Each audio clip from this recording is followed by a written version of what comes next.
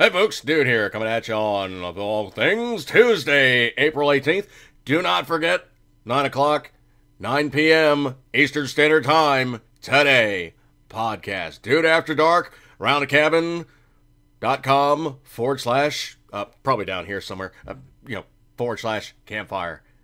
Come on down and check out the show and hang out with us. Go in the chat room if you so wish and have that, back and forth thing and all the rest of that good stuff like that there. But of all things, I was reading some stuff on Facebook, and yes, I can post now on Facebook, which is, well, it's just spiffy.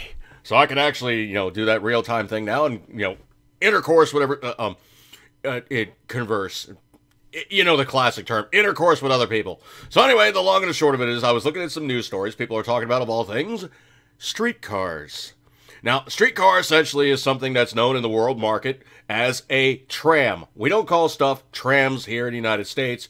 We call them streetcars or light rail. Literally what it is a small train that runs on a fairly small gauge track that drives on the roadways and basically takes you from point A to point B. And in very, very, very leftist breed, like very, very, very, very, very blue states, you will find them predominantly. Case in point, I went out to San Francisco for a vacation once. I was out there for about a week or so. And of all things, I got to ride on the Baltimore streetcar. Now, why did it go all the way 3,000 miles across the United States from my state of Maryland, city of Baltimore, and wind up in San Francisco? Well, very simply put, because most times trams are very long-running entities. They are pretty much bulletproof. I mean, they pretty much have one contact on the ground on the rails, and they have one contact up above on the overhead wires, and that is how they run. They run on electric power. They are not diesel. They are not gasoline-powered. They are electric infrastructure-powered units. Works pretty good. Now, also, the other thing is out in San Francisco, they had also the buses that had electric buses that, of all things, hook up and hang on to the wire. Not exactly the best system in my opinion, but it's something that they do out there, so it's something that they use and, all the good stuff like that there. I thought it was kind of a goofy system. But anyway, it's real big out in San Francisco, and I rode the Baltimore streetcar. Now, of all things that's kind of cool is I got basically that kind of little nuance of back home again. Now, the reason why I'm even referencing all this stuff is I went down to, dare I say it, I rode the Circle of Hell, also known as the Capitol Beltway, and I went and did what I needed to do down south. So anyway, down around the Capitol Beltway, down around Washington, D.C., went further north up, an area known as, I actually went pretty much straight west. I went over to an area known as Bethesda. Bethesda is an area, if you look at Washington, D.C., you have the northwest corner of Washington, D.C. You can go out on Connecticut Avenue. You can go out on Wisconsin Avenue. Wisconsin Avenue becomes Route 355, also known as Rockville Pike. Now, going out of Washington, D.C., you're going to have some not very cheap areas at all. You're going to go north, it's going to get very, very, very, very, very ritzy-ditzy, very, very, very nice. You're going to have an area known as Friendship Heights.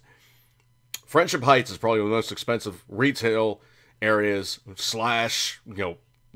places to live, sort of like Rodeo Drive, okay? It is ridiculously expensive to even reside in that area. A lot of really rich, not very smart people live there. And then when you go further north, you get out of Friendship Heights, you go into an area known as Bethesda. An area known for, even dumber rich people who live in an area all clustered together in an area known as Bethesda, an area known as just way too much money, way too stupid people, and I work there, man. Trust me. There's some very, very rich, very, very stupid people who live around Bethesda. Tend to vote very, very, I'm going to try to stay apolitical in most of my videos, by and large, but let's just say they vote really stupid. And I'm sure they really supported our current person in the White House. Yeah, those kind of guys. Yeah. So anyway, I'm basically doing my thing down there, and I'm realizing, of all things, how much I really, truly have appreciated the fact that I moved, emigrated, escaped, and now reside in Baltimore. Now, let me set the Wayback Machine some years ago.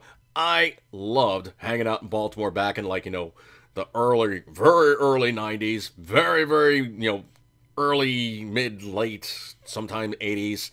when I had a chance, of course, service and stuff. But I hung out and I adored Baltimore. It was the most fun place I could ever think of. And now that I actually reside in the city, and now I actually reside in the county. Now, of all those two things, and in this general area, it is the coolest microcosm of really old place. I mean, there's some buildings here that date way to hell back. The Washington Monument, that's like, kind of center of town. Old stuff. Fort McHenry, old stuff. I mean, there's like really a lot of history here. The food is awesome. The sights are cool. I mean, literally, I'm on the best parts of living in New York City without living in New York City. 1, I can have my bangers. 2, I don't get jammed, gashed, and played up and down for every fee, fine, and what have you I can possibly have in New York City. Also, it's a shore town. I have a lot of waterfront here. I literally can drive 5 minutes, not even 5 minutes from my house, and I'm looking at an area that leads you out to the Chesapeake Bay. I can get down to the Inner Harbor within about a half an hour max. Sometimes less time, depending on which way I go. I can literally be in the waterfront, best parts of the city, read like Inner Harbor, Fells Point, around the stadiums, kick-ass areas in no time at all. To try to do anything like that in the Washington metropolitan area, from my old residence area of PG County, would take me somewhere in the order of about an hour. And even then, to get down to Washington, D.C., Washington, D.C. is a microcosm of great area, crowded area, touristy areas. That's the problem with Washington, D.C. Baltimore does have its tourism. Baltimore has its sports tourists. There's a lot of people that come here to watch games. As a matter of fact, we are non-discriminatory. If you watch an Orioles game, or you walk down to see an Orioles game, we are completely non-discriminatory. You will see Red Sox and Yankee Sox t-shirts all over the place. We don't discriminate. A lot of those guys tend to come down here because their ticket price at home is reprehensible. For them to try to get a ticket to, like, Yankee Stadium, Mets Stadium, or, whatever that place is over in Boston, I'll put it in the annotations. Anyway, the thing about it is there's a lot of stuff that's really cool, and pretty much the nicest part about it is, yes, traffic kind of is getting a little sucky around here, but we're still 10 years behind the bell curve of the Washington metropolitan area for suckiest traffic on the planet Earth. Washington, D.C. traffic sucks. 495 Capitol Beltway sucks. Northern Virginia sucks. Trying to get out and around, any parts of, like, that area surrounding the Washington area, that kind of aura of all-encompassing sucks. Trust me.